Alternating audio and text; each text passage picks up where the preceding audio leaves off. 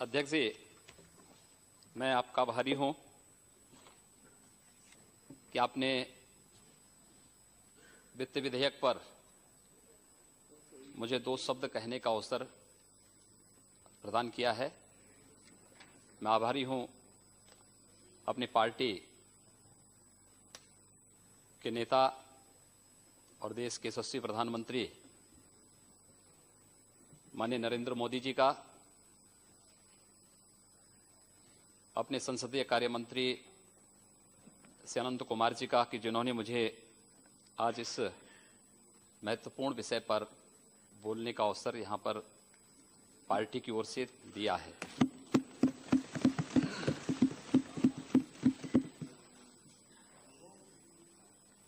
महोदया, जिन परिस्थितियों में श्री नरेंद्र मोदी जी के नेतृत्व की सरकार को इस देश के अंदर सत्ता प्राप्त हुई थी, एक लड़खड़ाई हुई अर्थव्यवस्था,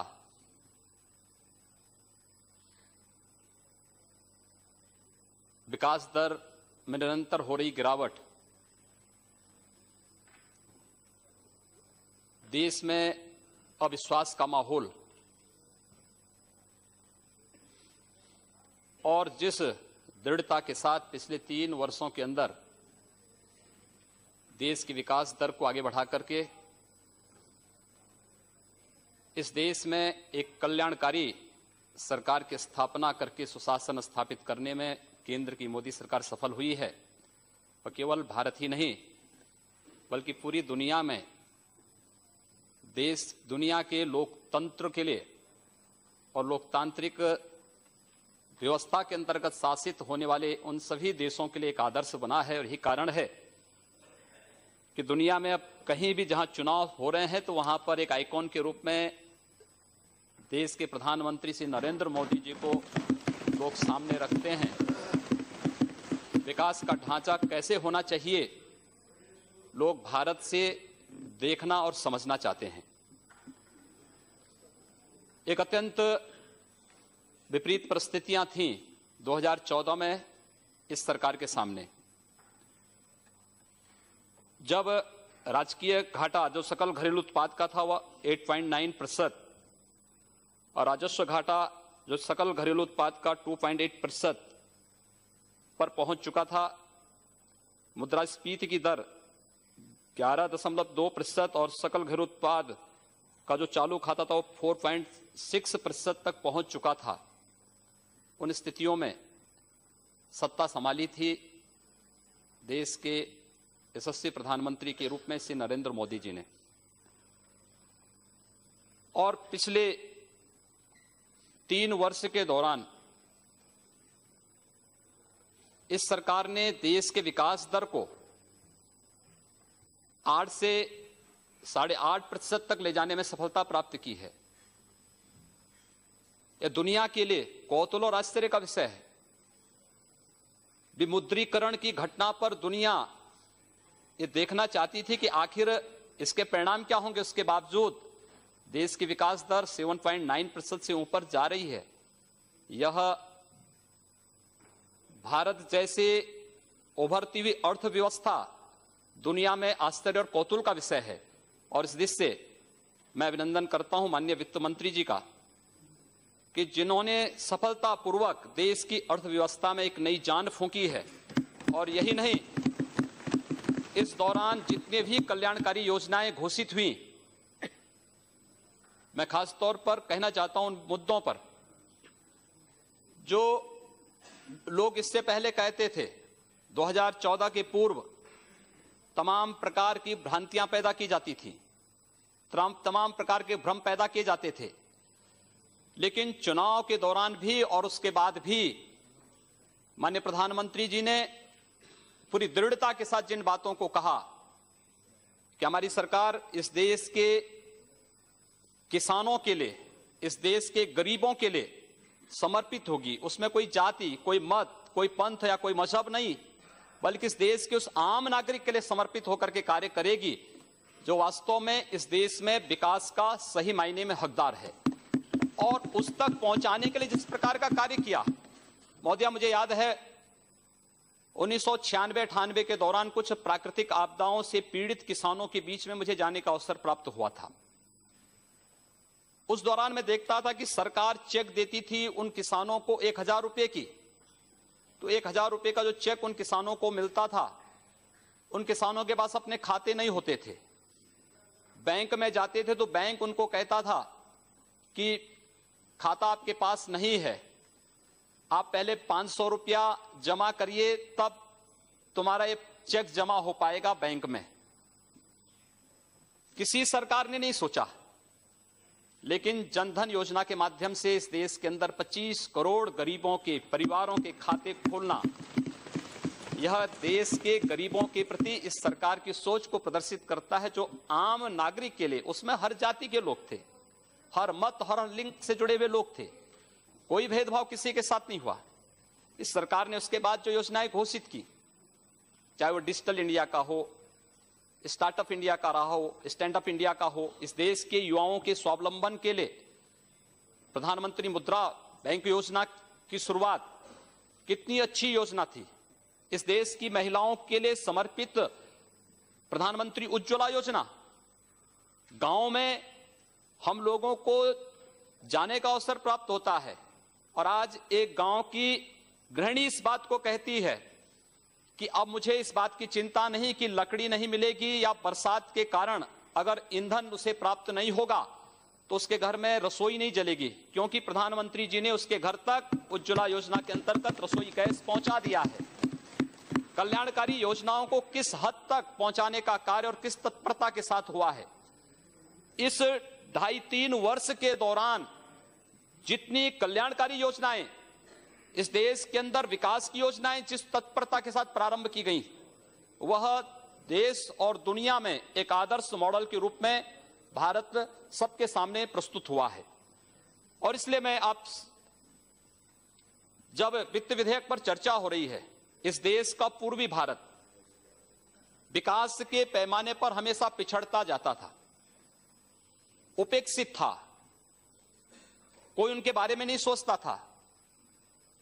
मैं स्वयं पूर्वी उत्तर प्रदेश से 1998 से लगातार इस सदन में चुन करके आता हूं और आता रहा, हम अपनी बात को कहते रहे, कोई सुनता नहीं था। 26 वर्षों से गोरखपुर का फर्टिलाइजर कारखाना बंद था। जब भी हम लोग अपनी बात को रखते थे तो कहते थे इसके बारे में कोई पॉलिसी बनाएंगे, बंद उद्योग को कैसे चला पाएंगे।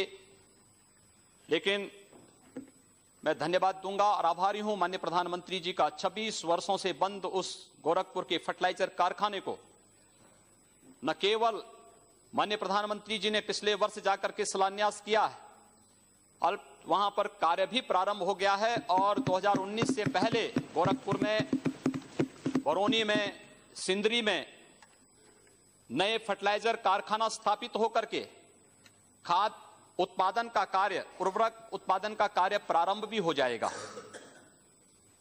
पूर्वी उत्तर प्रदेश में मैं सदन में लगातार चिल्लाता था, उत्तर प्रदेश के 34 जिले इंसेफ्लाइटिस से पीड़ित थे, मासूम बच्चे मरते थे। आश्चर्य होता है मुझे इस बात पर कि जो लोग बार बार इस बात को कहते थे, दलितों की बात करते थे, अल्पसंख्यकों की बात करते थे, अधिकतर मरने वाले बच्चे दलित और अल्पसंख्यक समुदाय के थे, 90% बच्चे उस समुदाय के थे। लेकिन उनकी पीड़ा को कभी किसी के द्वारा यहां पर सहानुभूति दिखाने का प्रयास नहीं हुआ। माननीय प्रधानमंत्री जी ने गोरखपुर को एम्स दिया और एम्स जैसा चिकित्सा संस्थान गोरखपुर में आज कार्य उसका प्रारंभ हो रहा है। देश के अंदर बुनियादी ढांचे का विकास कैसे होना चाहिए, यह मॉडल देश के अंदर प्रधानमंत्री ग्रामीण सड़क योजना के माध्यम से हमारे आदरणीय नेता पूर्व प्रधानमंत्री से अटल बिहारी वाजपेयी जी ने तो प्रारंभ किया था। इस देश के अंदर अंतर्राष्ट्रीय मानक के 4 लेन और 6 लेन के एक्सप्रेसवे बन सकते हैं, यह मॉडल उन्होंने इस देश को दिया। और आज जिस तेजी के साथ इस देश के अंदर कार्य प्रारंभ हुआ है, वह मुझे लगता है कि विकास का एक अद्भुत ढांचा जो भारत को दुनिया की एक महाशक्ति के रूप में स्थापित करने में महत्वपूर्ण भूमिका का निर्वाह कर सकता है। महोदय, मैं आभारी हूं कि इस सदन में 1998 से लेकर के अब तक मुझे बहुत कुछ जानने, सीखने, संसदीय प्रणाली के बारे में बहुत कुछ सीखने का अवसर मुझे यहां प्राप्त हुआ है। और उत्तर प्रदेश के बारे में, आज उत्तर प्रदेश का दायित्व मेरी पार्टी ने मुझे सौंपा है और मैं उत्तर प्रदेश में सेवा के लिए अपनी सेवाएं वहां प्रदान करने के लिए जा रहा हूं। लेकिन मुझे बड़े दुख के साथ कहना पड़ता है कि 2.5 वर्ष में 2.5 लाख करोड़ रुपए केंद्र की मोदी सरकार ने उत्तर प्रदेश को दिए, लेकिन इस दौरान मात्र 78,000 करोड़ रुपए ही उत्तर प्रदेश के अंदर व्यय हो पाए हैं, क्योंकि उनका कोई विकास का ढांचा नहीं था। और मुझे लगता है कि ये जो स्थितियां हैं उत्तर प्रदेश के अंदर, मिला जनादेश स्वतः उन लोगों को, जिन लोगों ने विकास और लोक कल्याणकारी योजनाओं पर हमेशा प्रश्न चिन्ह लगाने का प्रयास किया है, उन लोगों पर एक तमाचा भी है। उत्तर प्रदेश का जनादेश इस बात को साबित करता है। मैं केवल अनुरोध करना चाहूंगा महोदय आप सबसे कि उत्तर प्रदेश के अंदर विकास का एक नया ढांचा, सबका साथ और सबके विकास की तर्ज पर अपने नेता आदरणीय प्रधानमंत्री श्री नरेंद्र मोदी जी के मार्गदर्शन में उत्तर प्रदेश के अंदर उत्तर प्रदेश की नई सरकार स्थापित करेगी।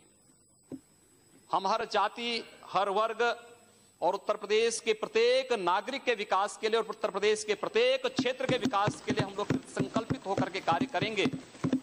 जो धनराशि अब तक खर्च नहीं हो पाई है, किन कारणों से खर्च नहीं हो पाई है, इन पर हम लोग प्रभावी ढंग से कार्य करने के दृष्टि से आज यहां पर उपस्थित हुए हैं। मैं केवल कहना चाहूंगा मोदिया, मुझे जब मैं पहली बार इस सदन में चुन करके आया था, उस समय जब मैं मेरी उम्र उस समय मात्र 26 वर्ष की थी, मैं बहुत पतला था। जब मैं यहां आता था तो अभी भी कोई बहुत मोटे नहीं है।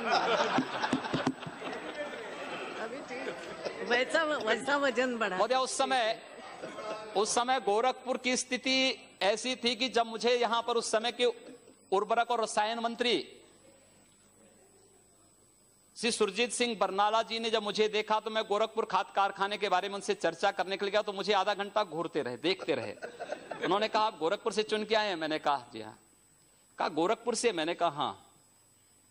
तीसरी बार उन्होंने फिर पूछा, कहा गोरखपुर से ही? मैंने कहा हाँ, गोरखपुर उत्तर प्रदेश से। तो मैंने कहा आप सरदार जी ऐसा क्यों पूछ रहे हैं? उन्होंने कहा इसलिए क्योंकि मैं एक बार गोरखपुर गया था एक चुनावी सभा को करने के लिए, लेकिन दोनों ओर से बम चलने लगे, मैं भाग गया, तब से मैं गोरखपुर दोबारा नहीं गया। ये छवि थी गोरखपुर की।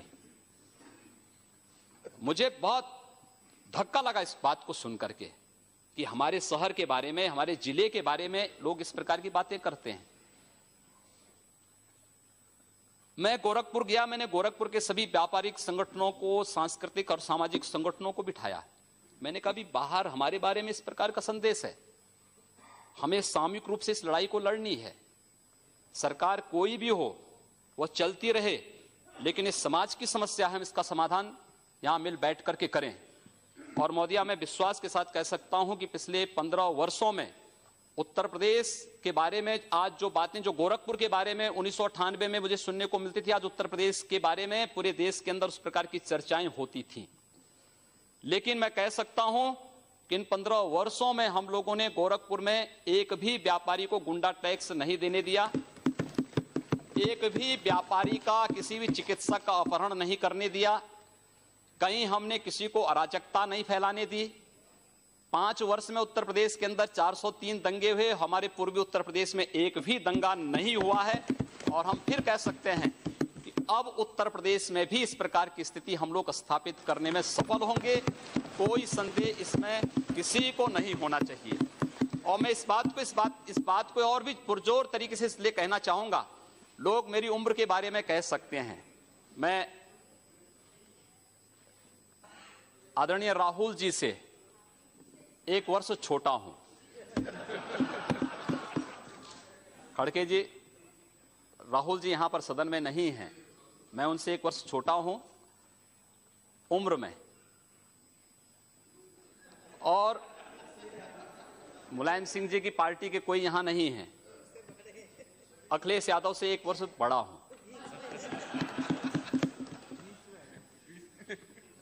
एक जो दोनों की जोड़ी के बीच में मैं जो आ गया, मुझे लगता है कि यह आपकी विफलता का एक बड़ा कारण हो सकता है। लेकिन मैं आप सबको आमंत्रित करूंगा, आप सबका प्यार और स्नेह। आप बोल सकते हैं। अरे क्यों? अरे मेरा नाम लेकर आप बोले ना। अब इसीलिए वो राहुल जी 1 साल उनसे बड़े हैं, अखिलेश जी उनसे 1 साल छोटे हैं, उनके दोनों के बीच में वो है। लेकिन अब आप एक बार आप अधिकार में आए हैं, वहां के चीफ मिनिस्टर बने हैं, आपको बधाई देता हूं। लेकिन आप इस स्टैंडर्ड को मेंटेन करो। चीफ मिनिस्टर बन के जब आप उस कुर्सी पे बैठते हो, उसी की गरिमा रख के आगे चलो। मैं उसी की गरिमा की बात करने के लिए आया हूं। आपसे बड़े हैं इसलिए अच्छा आशीर्वाद दिया है, जी। समझ लो। अध्यक्ष महोदय, मैं आप सबको इस बात, आप लोगों ने मुझे बड़ा स्नेह दिया है और मैंने शुरू में ही कहा कि मैंने बहुत कुछ सीखा है इस सदन से। वास्तव में एक सामान्य शिष्टाचार और मैनर क्या होता है संसद में सीखा जा सकता है। हम लोग, जब मैं पहली बार चुना गया था सांसद, तो मैं इस बात के लिए थोड़ा अंदर से संकित था कि पता नहीं कैसा व्यवहार होता है। लेकिन जैसे ही हम लोग संसद परिसर में प्रवेश किए, यहाँ के एक एक कर्मचारी का जो सद्व्यवहार था, जो शिष्टाचार था, और वह केवल सदन में हम लोग यहाँ पर बहुत बार वह देखने लायक है, वो समाज को बताने लायक है, क्योंकि बाहर हमारे बारे में बड़ी भ्रांत धारणाएं पैदा की जाती हैं। सदन के अंदर जो शोरगुल होता है, मानते हैं लोकतांत्रिक प्रक्रिया का एक हिस्सा हो सकता है। हम लोग बहुत बार, हमारी जो आपस में बहस होती है उसमें बहुत वाद विवाद हो जाता है, लेकिन बाहर हम लोग जब गैलरी में मिलते हैं तो एक दूसरे से गले मिलते हुए दिखाई देते हैं। हम सारी चीजों को फिर यहीं पर छोड़ करके बाहर वही सद्भावनाएं हमारे बीच में होती हैं। और मैं इस सब से, इसीलिए आप पूरे सदन से मैं इस बात को कहना चाहूंगा कि हमारी पार्टी ने, हमारे नेता ने मुझे जो दायित्व दिया है, मैं आप सबको आमंत्रित करूंगा उत्तर प्रदेश में। आप उत्तर प्रदेश में आए, स्वागत होगा आप सबका। उत्तर प्रदेश आदरणीय प्रधानमंत्री जी के सपनों का प्रदेश होगा, देश का उत्कृष्ट प्रदेश होगा, भ्रष्टाचार मुक्त प्रदेश होगा, दंगों से मुक्त प्रदेश होगा, अराजकता और गुंडागिर्दी से मुक्त प्रदेश होगा। और उत्तर प्रदेश में हम विकास का एक ऐसा मॉडल देंगे कि उत्तर प्रदेश के नौजवानों को पलायन नहीं करना पड़ेगा। उत्तर प्रदेश में माताओं और बहनों को अपनी सुरक्षा के लिए कहीं गुहार नहीं करना पड़ेगा। और यह कार्य वहां पर प्रारंभ आप देखिए अवश्य। और मैं आपको खासतौर पर, खड़गे जी, आप तो यहाँ पर नेता के रूप में हैं और हम आपको सादर आमंत्रित करेंगे। मैं पूरे सदन को आमंत्रित करूंगा कि वह उत्तर प्रदेश में आए, और उत्तर प्रदेश में आप देखते रहिए बहुत कुछ बंदी होने जा रही है वहां।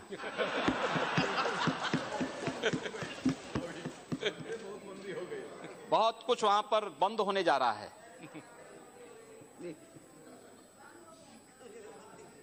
अध्यक्ष जी, आपने भी हम लोगों को बड़ा स्नेह दिया है इस सदन में, और आपने जिस कुशलता से इस सदन को संचालित करने और इस सदन में आने वाले नए सदस्यों को अवसर देकर के आगे बढ़ने का जो अवसर दिया, एक मंच के रूप में देश की सर्वोच्च सदन में जो अवसर दिया है, मैं बार बार आभारी हूं। और पूरे सदन को मैं उत्तर प्रदेश में आमंत्रित करूंगा कि आप उत्तर प्रदेश में आए। उत्तर प्रदेश आपका स्वागत करेगा, और देश के माननीय प्रधानमंत्री जी के उत्तर प्रदेश के बारे में उत्तर प्रदेश के विकास के बारे में, उत्तर प्रदेश में सुशासन स्थापित करने के बारे में जो सपने हैं, उन सपनों को साकार करता हुआ प्रदेश आपको उत्तर प्रदेश दिखाई देगा। यही कहते हुए मैं एक बार पुनः आप सबका आभारी व्यक्त करते हुए पानी को यहीं पर विराम देता हूं। धन्यवाद।